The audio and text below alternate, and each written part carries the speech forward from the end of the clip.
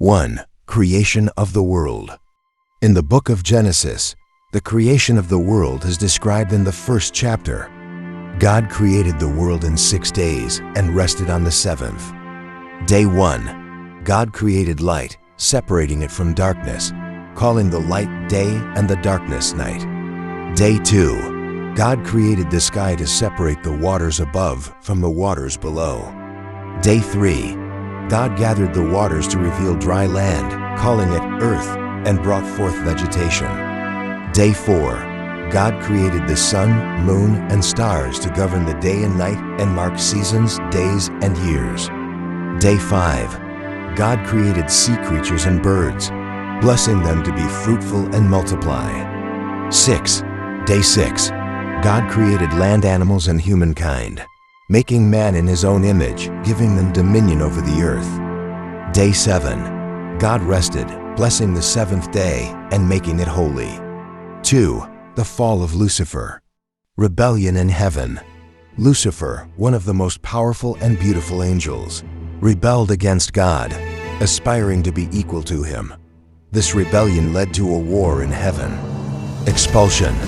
As a result, Lucifer and the angels who followed him were cast out of heaven and became known as demons, with Lucifer becoming Satan, the devil.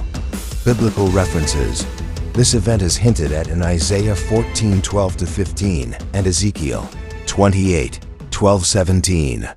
3. The fall of man. Genesis 3. Temptation and sin. Adam and Eve were placed in the Garden of Eden and commanded not to eat from the tree of the knowledge of good and evil. The serpent, Satan in disguise, tempted Eve, and she, along with Adam, ate the forbidden fruit. Consequences. Their disobedience led to the introduction of sin and death into the world, and they were expelled from Eden. 4. The Nephilim. Genesis 6:1-4. Sons of God and daughters of men. The sons of God, interpreted as fallen angels or descendants of Seth, took human wives, resulting in the Nephilim, described as mighty men or giants.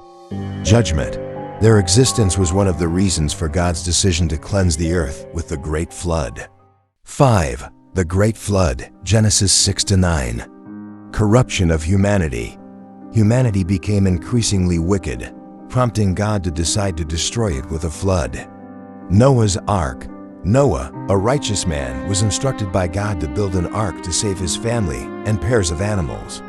The floodwaters covered the earth. Noah sent a dove and a raven. They were sent to see if the waters had receded, but the dove was one who returned with an olive leaf in its beak, signaling that the waters had receded and the earth was starting to dry. Noah and his family were spared, marking a new beginning for humanity. But pay attention. I prefer the definition not as destruction of creation through the Great Flood, because that would mean we are all dead or don't exist, but I prefer cleansing and creation, because through cleansing, God still created. Also, the Great Flood water reminds me of baptism, of rebirth, the fact that evil sinks and we are reborn again. 6. The Tower of Babel. Genesis 11. Human pride. After the flood, people attempted to build a tower to reach heaven, demonstrating their pride and disobedience. Confusion of languages. God disrupted their plans by confusing their language, scattering them across the earth. 7. The call of Abraham. Genesis 12. Covenant with God. God called Abram, later Abraham, to leave his homeland and promised to make him the father of a great nation. This marked the beginning of God's covenant relationship with Israel.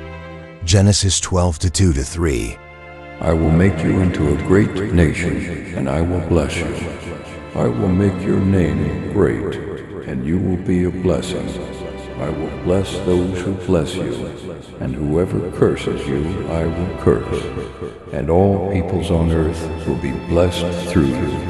Here we see God's covenant and the multiplication not only of the chosen people, but also of other nations. As for me, behold, my covenant is with you, and you shall be the father of many nations. No longer shall your name be called Abram, but your name shall be Abraham. for I have made you the father of many nations. I will make you exceedingly fruitful, and I will make nations of you, and kings shall come from you. Genesis 17 to 4:5. However, we see that he is not the father of all nations, and I am not referring to the nation of Israel, but the father of many nations. God has nations, all who believe in him.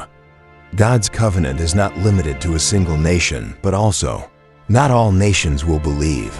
This part makes me think that people have to make a choice, and not everyone will choose God. That is why we must pray for these lost sheep, so they may find the light. 8. Ishmael, the first son of Abraham. Birth of Ishmael. Circumstances: Sarai, Sarah, unable to have children, suggested that Abram have a child with her maidservant Hagar. Conception and conflict: Hagar conceived, leading to tension between her and Sarai. Hagar fled but was instructed by an angel to return, with the promise that her son would become the father of a great nation. Meaning, Ishmael means God hears, reflecting God's attention to Hagar's suffering. Prophecy about Ishmael, Genesis 16 to 12. Characteristics: the angel prophesied that Ishmael would be a wild donkey of a man, living in hostility with others, but becoming the leader of a great nation. Ishmael's life, Genesis 21 to 8:21. After Isaac's birth, Sarah asked Abraham to send Hagar and Ishmael away. Wilderness experience: Hagar and Ishmael were sent into the wilderness, but God provided for them. Settling in Paran, Ishmael grew up in the desert, became an archer, and married an Egyptian woman. Legacy of Ishmael: ancestor of Arab nations. Ishmael is traditionally considered the ancestor of Arab peoples and holds a significant place in Islamic tradition as an ancestor of the Prophet Muhammad.